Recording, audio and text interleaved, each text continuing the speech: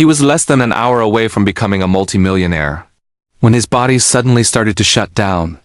By the time he reached the hospital, Steve Riley was barely conscious. Within hours he was gone. At first, everyone was told the same simple story. Steve had suffered a heat stroke. He'd been working on his truck, got overheated and collapsed.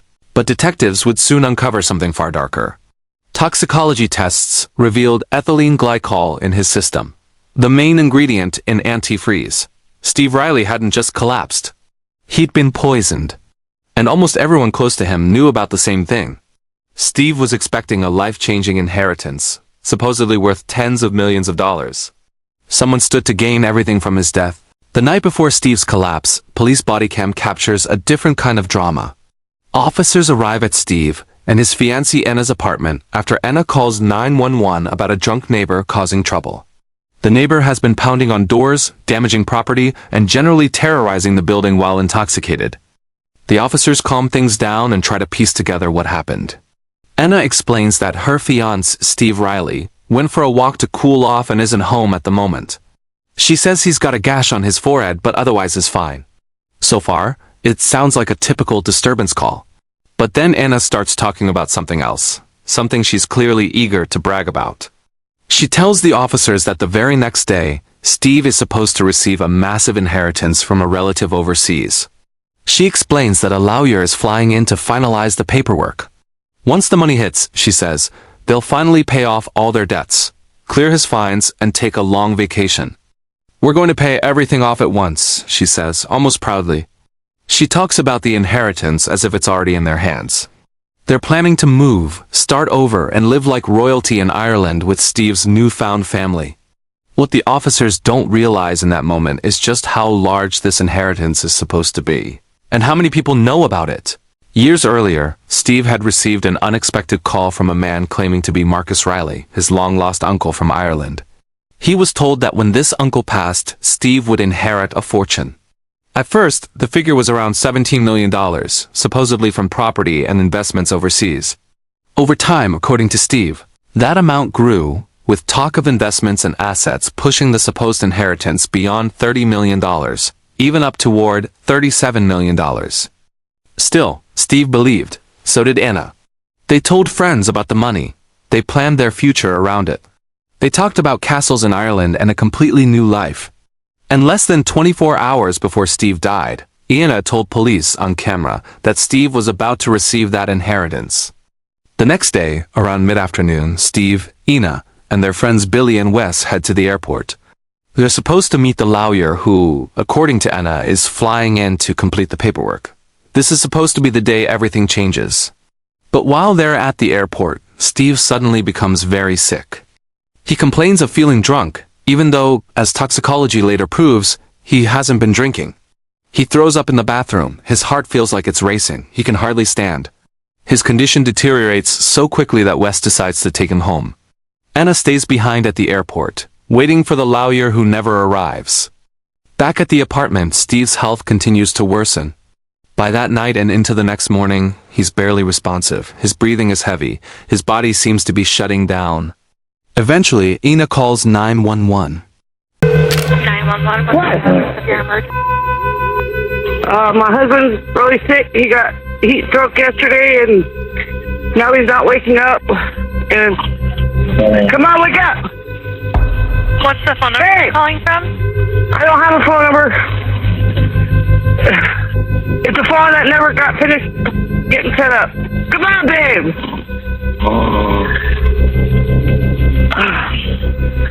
I've been trying everything. Ice, water. Okay, but he is breathing? Yes. He's snoring.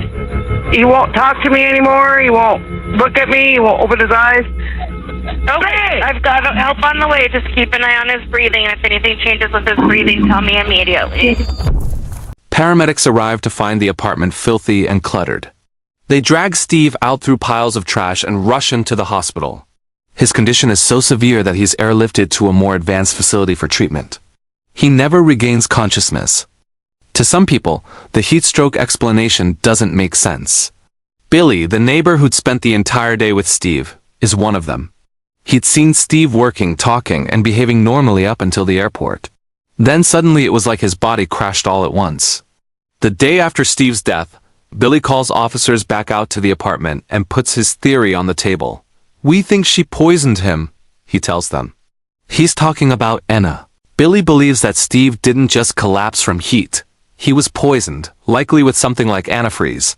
He points out that Steve was about to come into a huge amount of money and that he had talked about leaving Anna once he got it. He also notes something else. After they got back from the airport, Anna allegedly started tossing Steve's belongings out, as if she was preparing for a future without him. When confronted, Anna doesn't react like a typical grieving fiancé. Her emotions seem to flicker on and off. At one moment she cries. The next, she's strangely calm, talking about money, property, and what comes next. Neighbors and friends start coming forward. Billy's wife says she's heard Anna talk in the past about poisoning someone with antifreeze if she ever wanted to get rid of them. Other people claim Anna has made disturbing comments before. Steve's son says his father had repeatedly talked about leaving her once the inheritance came through. Detectives now have a dead man with suspicious toxicology results. A partner who constantly talks about the inheritance. And multiple people saying she once talked about poisoning. They open a formal homicide investigation. When Steve's blood is tested, the results confirm what investigators already suspect. He has toxic levels of ethylene glycol in his system, the primary compound in antifreeze. Ethylene glycol is dangerous because it tastes slightly sweet and can be easily mixed into drinks. Once inside the body, it begins to damage the kidneys and other organs. Without quick treatment, it can be fatal. If someone wanted to quietly kill another person, especially someone who drank tea or other beverages regularly, antifreeze would be a chillingly effective method.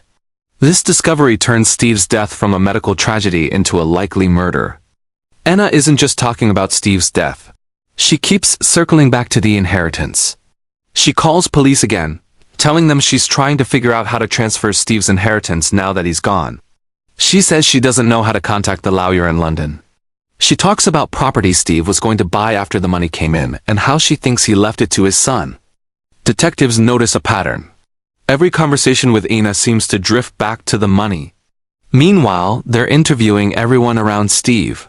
Rebecca, a neighbor who describes herself as nosy, tells detectives that Steve often mentioned the inheritance but would downplay the real amount, telling some people it was only a couple of million.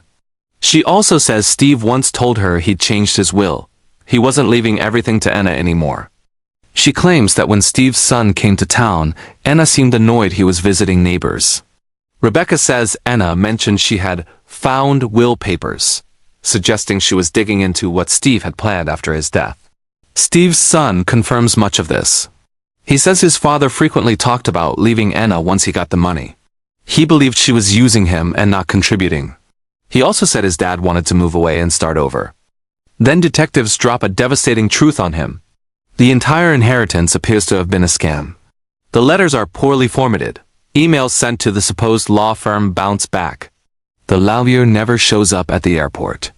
After 7 years of waiting, it looks like Steve had been tricked, chasing a fortune that never existed.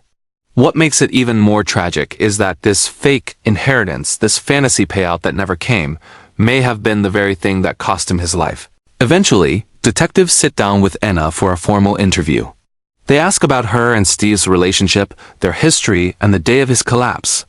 Anna answers, but her story shifts, especially around timelines and alcohol.